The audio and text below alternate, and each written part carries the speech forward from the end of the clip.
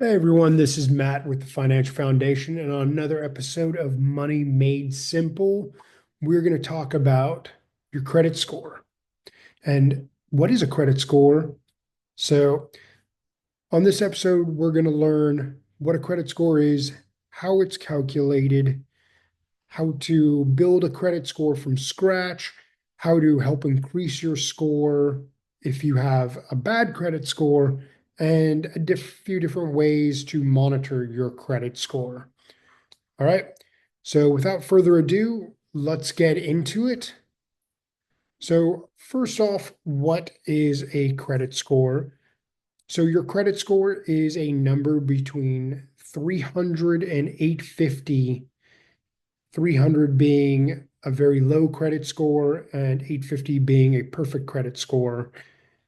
And this basically tells lenders, landlords, and even some employers how responsible and trustworthy you are with repaying your debts. So the higher the number, the better you are at paying your debts, and the lower the number, the worse you are at paying your debts.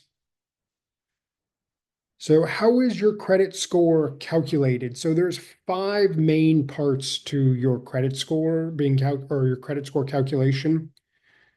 The first part is going to be your payment history, which accounts for 35%. And this is basically your on-time payments or your payments in general. So whether if you are consistent with your payments, you make your payments on time, this is going to have a positive impact on your credit score.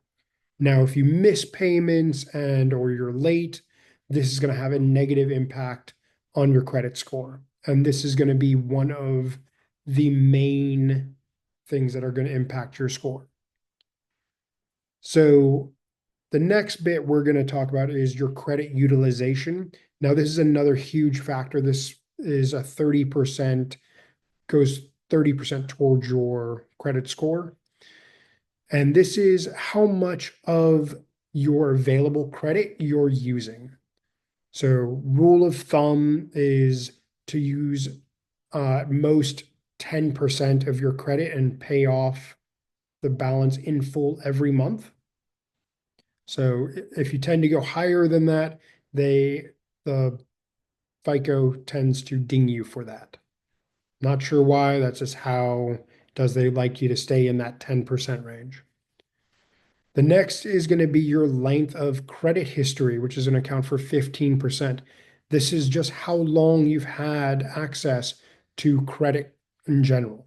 Okay. Then you're going to have your credit mix. Now, your credit mix is 10% of your score. And what this is like the different types of credit that you have. So, do you have revolving credit like credit cards?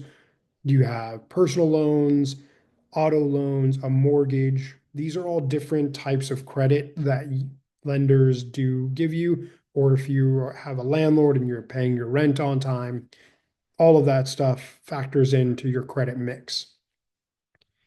And last but not least is going to be new inquiries, which is going to account for another 10%. So this is just every new credit card that you apply for or new loan that you apply for. Okay. So that's going to have a negative impact every time. And if you apply for too many new credit cards at once or new loans all at the same time, you're going to start getting denied. All right. So at this point in time, if you've gotten any value out of this video, smash that plus button. So please subscribe and share this with a friend. It truly helps the algorithm, and I really appreciate it.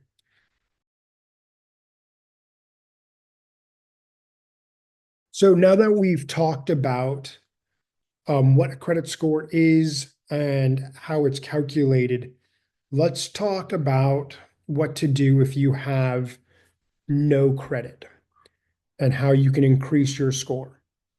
So, number one thing you can do is apply for a secured credit card.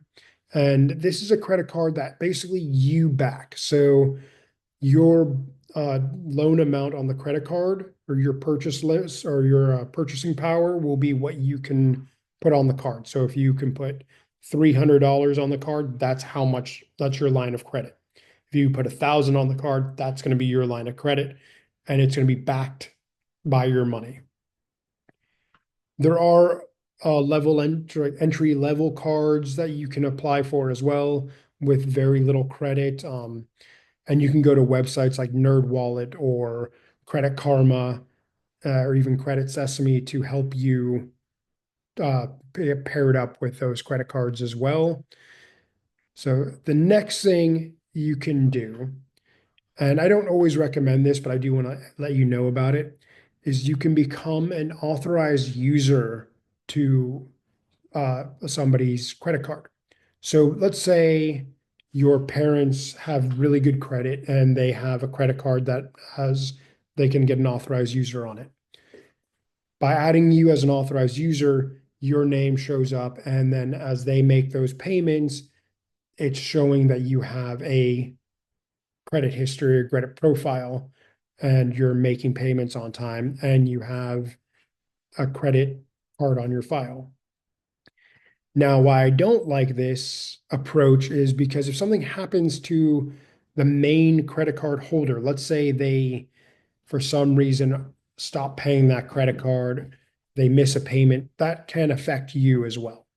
So it's not my number one choice for growing your credit, but that's definitely an option out there. So, and then there are different types of apps and different types of credit building cards that do report to the credit bureaus that can help you out as well. I believe there's one called, I think it's called Chime.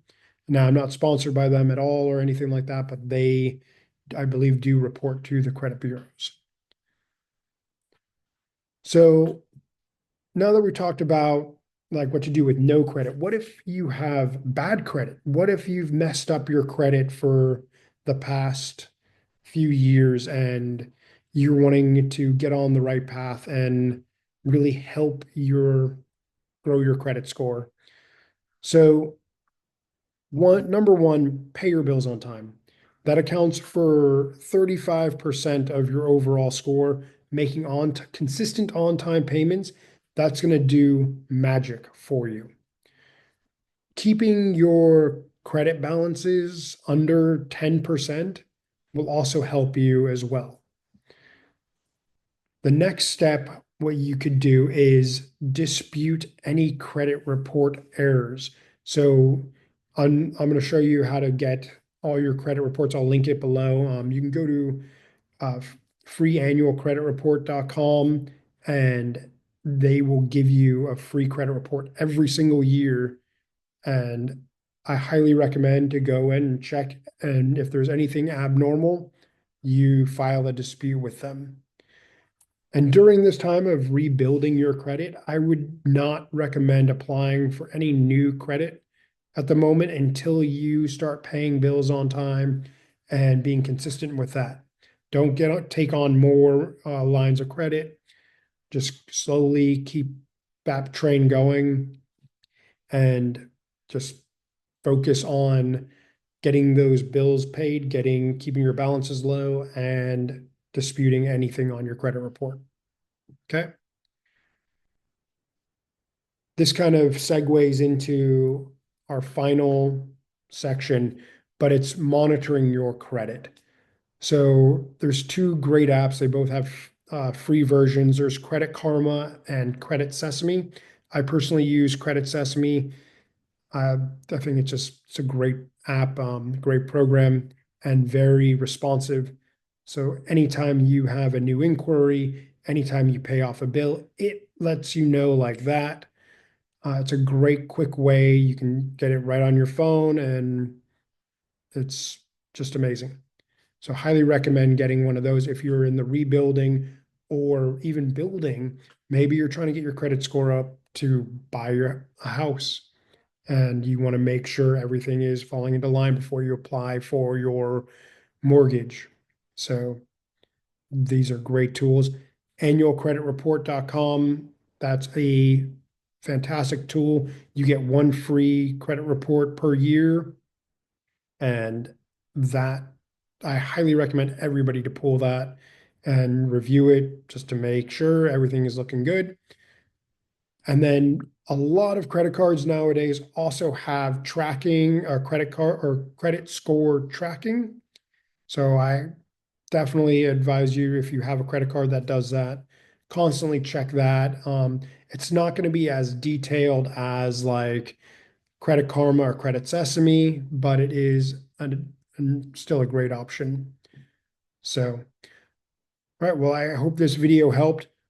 Please remember to subscribe, comment below what you want to learn about next, and see you guys on the next video. Thank you for watching.